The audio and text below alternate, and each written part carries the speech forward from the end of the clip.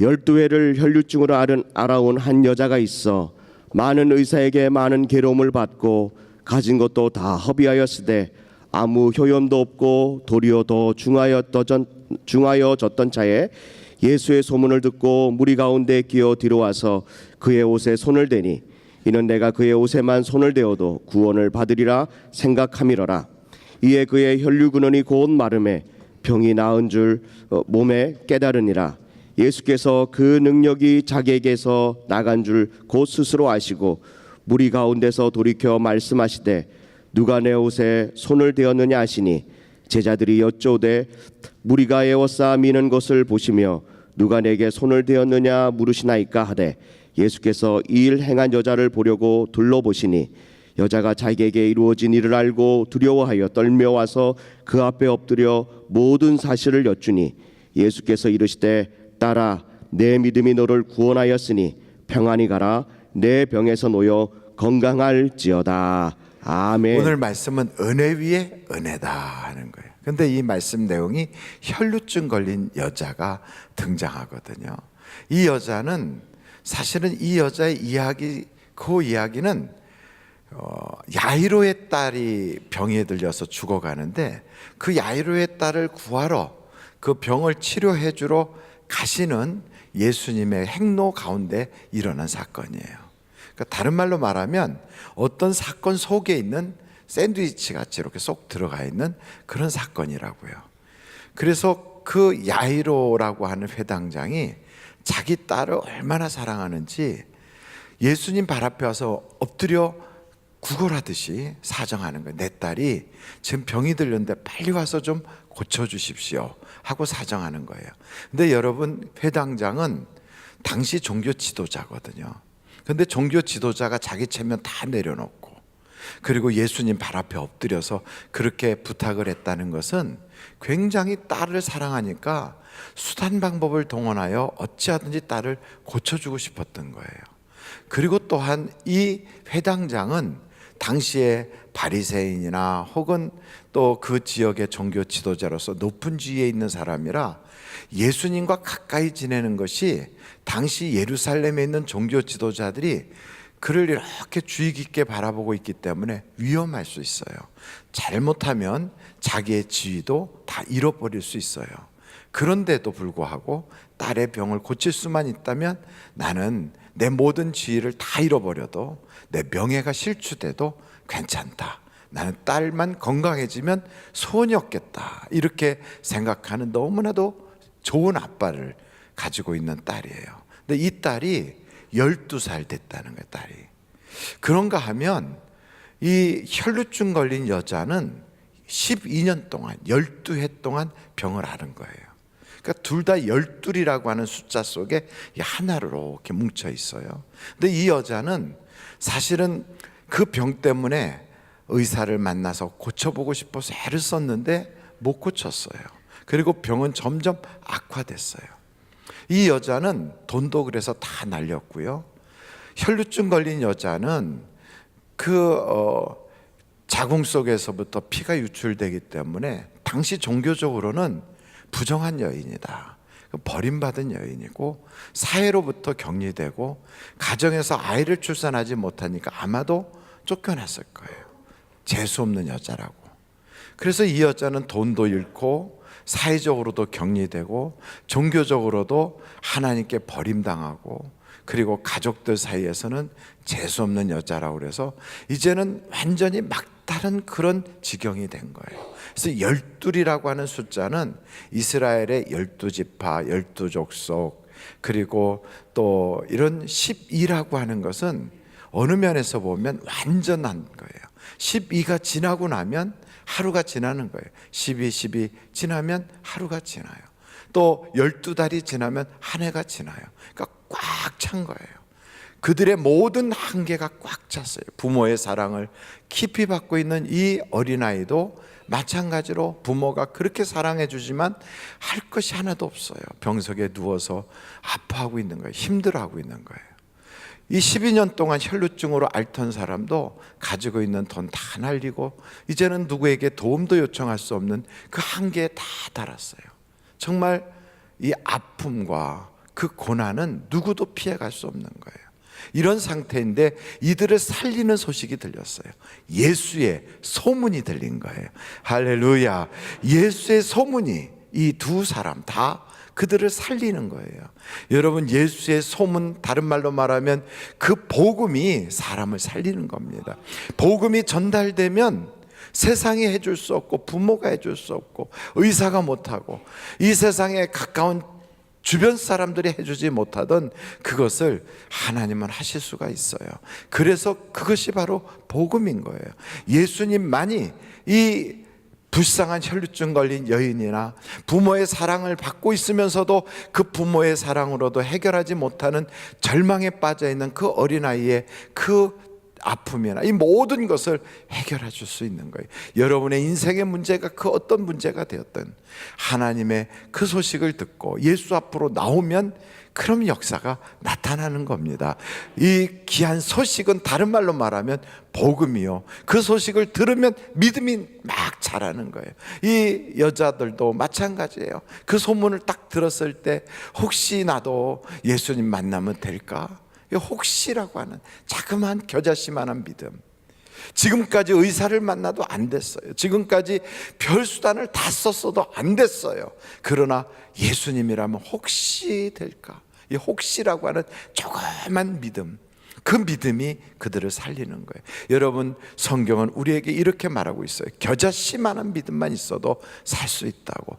여러분, 그 믿음이 하나님께서 우리에게 요구하는 가장 중요한 것인 걸 믿으시기를 간절히 바랍니다. 우리가 이렇게 교회 나온 것도 혹시 주님이라면 나의 인생에 행복을 줄 수 있지 않을까? 혹시 주님이시라면 내가 기도하는 일에 응답 주시지 않을까? 이런 자그마한 믿음만 가졌어도요, 여러분의 인생은 달라질 수 있어요.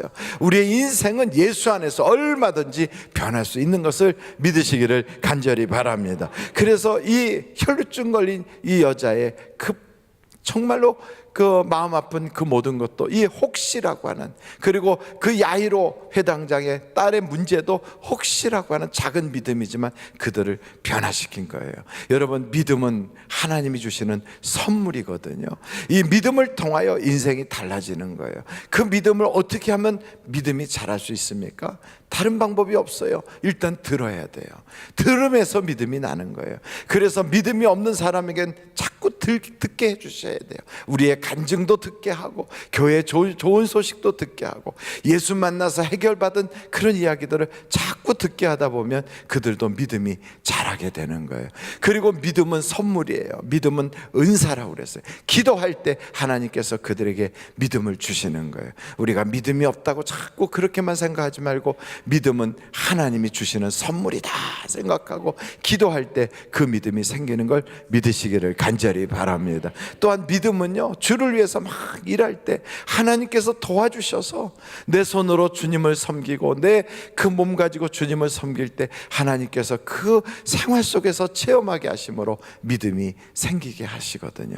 그래서 여러분, 믿음은 듣고 또 기도하고 내 손으로 봉사하고, 그리고 때로는 우리의 입으로 긍정적인 말을 하고 믿음의 말을 선포할 때 하나님은 그 말 속에서 믿음이 자라게 하시는 거예요. 우리의 입술에는 놀라운 권세가 있는 걸 여러분 믿으시기를 간절히 바랍니다. 된다 하면 되는 거예요. 안 된다 그러면 안 되는 거예요. 내가 예수님을 나의 구주로 믿는다면 천국도 열려져요. 그러나 내가 예수를 몰라 그러면 천국은 닫히고 지옥문이 열리는 거예요. 우리의 입술의 권세가 얼마나 큰지 몰라요. 그러므로 여러분, 예수 믿을 때 어떤 고난이 찾아오고 역경이 찾아와도 예수님은 하실 수 있기 때문에 된다, 할 수 있다, 내게 능력 주시는 자 안에서 난 모든 것을 할 수 있다, 이것을 여러분이 선포하고 믿기를 간절히 바랍니다. 아무리 하나님이 전능하신 권세를 가지고 하늘과 땅의 모든 그 능력을 우리에게 주고 싶으셔도 우리가 입으로 안 돼, 나는 메뚜기 같아, 나는 할 수 없어, 부정적으로 자기를 판단하고 부정적 이야기를 계속하면 그 사람은요, 하나님도 어떻게 할 수가 없어요. 그래서 10명의 정탐꾼들이 하나님이 주시고자 약속한 땅을, 지금까지도 하나님이 그들과 동행하면서 낮에는 구름 기둥, 밤에는 불 기둥으로 역사하신 그 하나님, 만나를 먹고 하나님이 주시는 그 음식과 물을 마시면서도 믿지 못하니까 그 속에서 부정적인 이야기가 나오니까 선물을 주고자 하나님이 다 준비해 놨어도요 가질 수가 없는 거예요. 그러나 믿음으로 고백하는 갈렙과 여호수아, 그는 눈으로 보는 것만 그들이 판단하지 않고 하나님이 주신 말씀을 꼭 붙잡고 세상을 바라보니까 이것이 믿음이 되고요, 말의 선포가 되고, 하나님은 우리에게 그것을 주셨다, 그들은 우리의 밥이다, 이렇게 말할 때 얻게 되는 거예요. 그래서 여러분, 세상에 살 때 우리의 입술이 얼마나 중요한지, 그 복음을 들을 때 우리는 복음에 대하여 긍정적 반응을 해야 되는 거예요. 하나님이라면 하실 수 있어. 내 인생의 문제도 해결받을 수 있어. 나는 질병이 있어도 의사가 못한다 해도 하나님은 치료해 주실 수 있어. 이러면서 일어날 때 여러분의 그 삶 속에서 예수님이 일하시는 역사가 시작이 되는 거예요. 오늘 이 성경을 쫙 살펴보면, 그래서 여러분 믿음으로 일어날 수 있기를 간절히 바랍니다. 믿음은요 여러 종류의 믿음이 있어요. 오늘 이 성경 말씀 마가복음 그 5장 6장을 쭉 살펴보면, 여기 5장 6장 그 앞에 부분에서부터 계속 살펴보면, 여러분 5장을 한번 1절부터 보시겠어요? 5장 1절부터. 예수께서 바다 건너편 거라사인의 지방에 이르러 배에서 나오심에 곧 더러운 귀신 들린 사람이 무덤 사이에서 나와 예수를 만나니라. 그 사람은 무덤 사이에 거처하는데 이제는 아무도 쇠사슬로도 맬 수 없게 되었으니, 이는 여러 번 고랑과 쇠사슬에 매었어도 쇠사슬을 끊고 고랑을 깨뜨렸음이로라. 그리하여 아무도 그를 제어할 힘이 없는지라. 밤낮 무덤 사이에서나 산에서나 늘 소리를 지르며 돌로 자기의 몸을 해치고 있었더라. 이 사람을 누가 고쳐주겠어요? 이 사람은 자기 속에서 어떻게 믿음이 생기겠어요? 귀신 들렸어요. 자기는 정신이 없어요. 자기 몸을 막 자해해요. 우리 주변에는 정말로 세상에 딱 자기 속에 갇혀서 죽고 싶은 생각만 들고 우울증에 시달리고, 그리고 때로는 또 정신적인 여러 가지 질병으로 잠 못 자고 불면증으로 시달리고, 그리고 그냥 자살해버리고 싶고, 이런 사람이 우리 주변에 있다고요. 그 사람 보고 너 믿음이 생기면 하나님이 고쳐주신다 아무리 이야기해도 그 사람 스스로 믿음을 만들 수도 없고 믿음을 받을 수도 없어요. 그러니까 오늘 이 사람에게는 어떻게 해서 그의 인생에 그 귀신 들림이 떠났습니까? 다른 방법이 아니에요. 예수님이 그의 그 모습을 보고 불쌍히 여기셔서 어찌하든지 저 귀신 들린 저 사람 귀신에 끌려서 지옥으로 떨어지면 안 되겠다는 아주 사랑하는 그 마음을 가지고 예수님이 그 귀신을 쫓아내 버린 거예요. 그리고 그 예수님의 마음, 지옥으로 절대로 보내지 않겠다, 어찌하든지 그의 인생도 불쌍하니 행복을 누리게 하고 싶다는 절실한 주님의 심정이 있었던 거예요. 여러분, 이 주님의 마음을 우리가 딱 가지면 내 주변에 있는 사람, 그는 믿음이 없어도, 내 주변에 있는 어떤 사람, 그는 예수를 알지 못해도 우리가 우리의 믿음을 가지고 그를 살릴 수도 있어요. 그래서 믿음이라는 건 자신이 믿음을 가져야 해도 되지만, 때로는 그 주변에 있는 사람 중에 누군가가 정말로 뜨거운 예수의 심장을 가지고 그리스도의 믿음으로 다가가면 역사가 나타나는 거예요. 그래서 성경에 보면 중풍병 걸린 사람을 내 친구가 그를 메고 와요. 그 친구들을 데리고 들어가서 예수님만 만나면 고침을 받을 것 같은데 사람들이 그 방 안에 가득해서 들어갈 수가 없는 거예요. 그러니까 그 친구들이 지붕에 올라가서 지붕을 다 뜯어버려요. 그리고 거기로 그 병자를 내리는 거예요. 예수님께서 그 친구들의 믿음을 보시는 거예요. 그리고 그 병자에게 말하기를, 소자야, 내 죄사함을 받았느니라.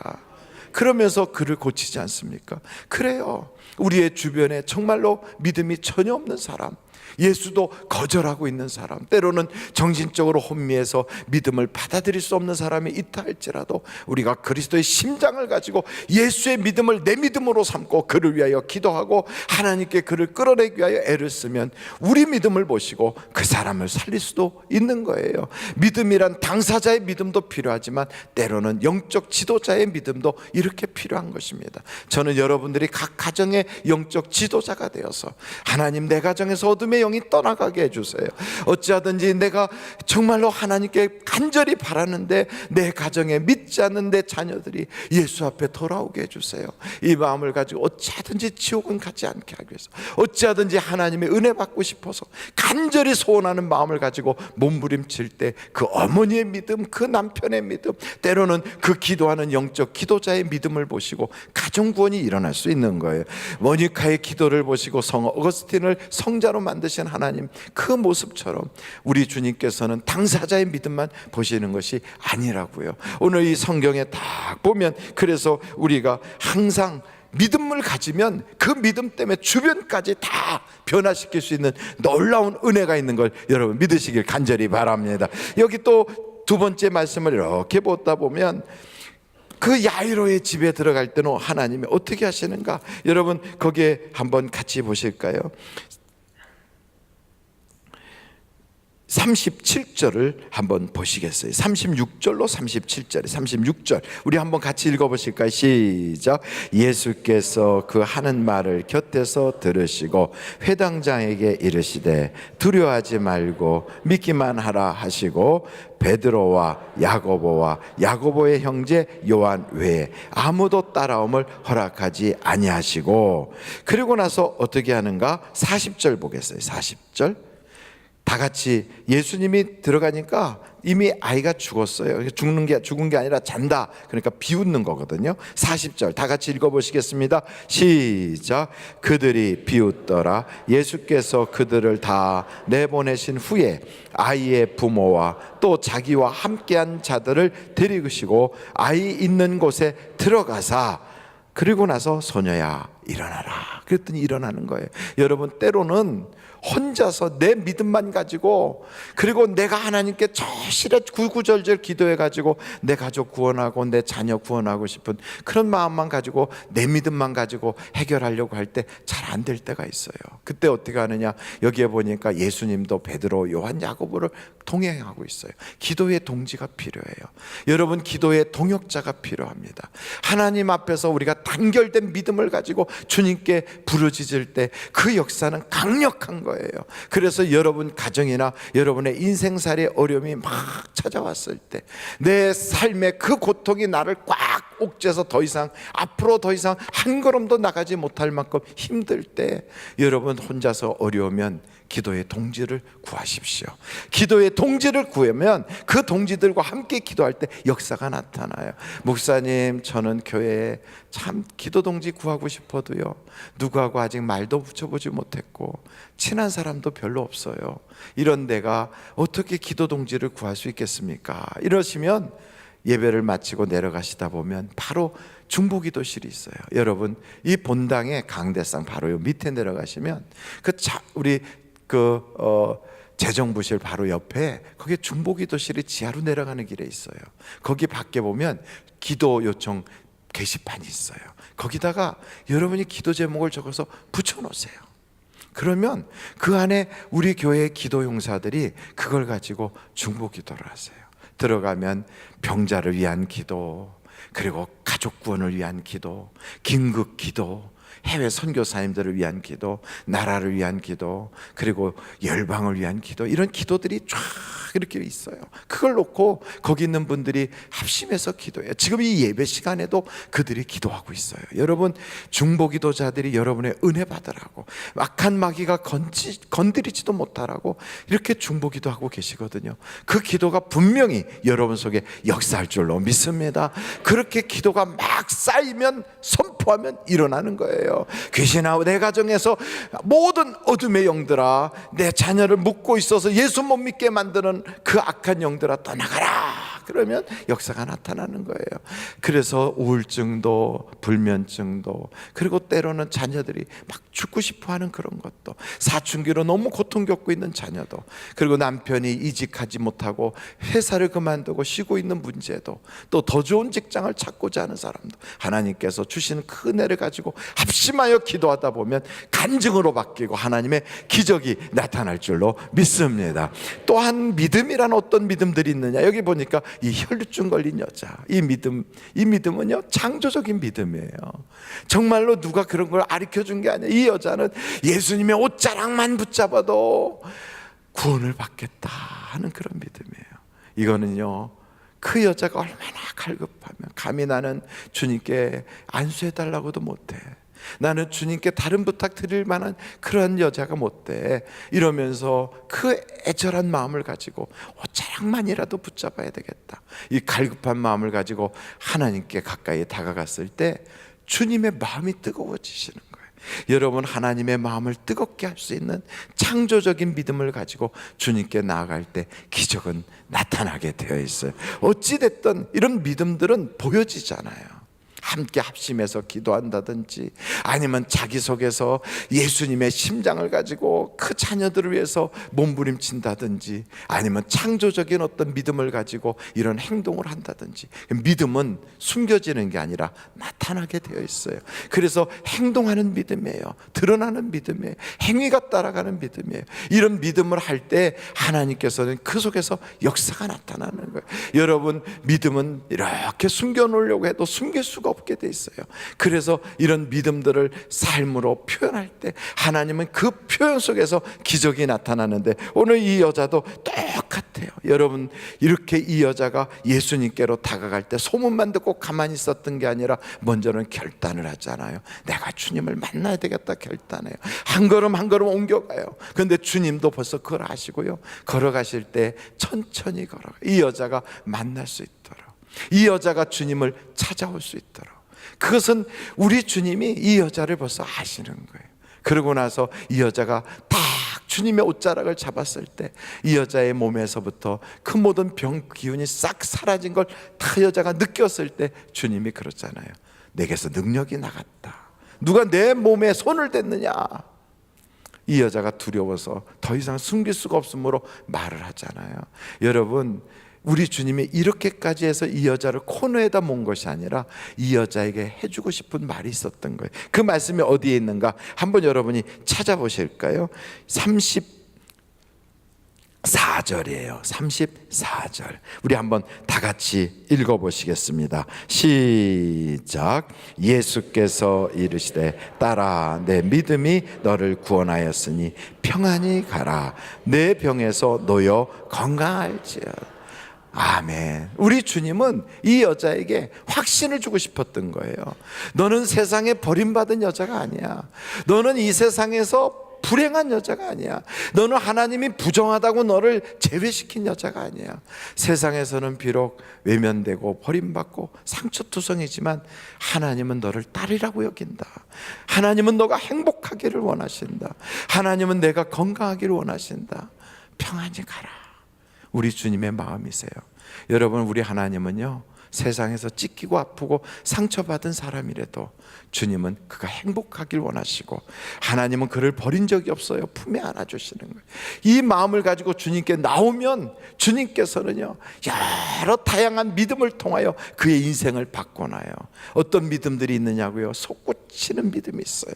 그래서 여러분, 믿음은 들음에서 나고 들을 때 믿음이 생기는 건데, 그때 자꾸 들으면 마음속에서 솟구치는 거예요. 막 솟구쳐요. 이런 솟구치는 믿음을 가졌던 여자가 그 사르밧 과부 같은 여자, 수넴 여자 같은 여자, 이 여자들은 그 솟구치는 믿음 때문에 하나님께 마음껏 드렸는데 그 밀가루 단지에 밀가루가 가득 차고 넘치도록 막 솟구치잖아요.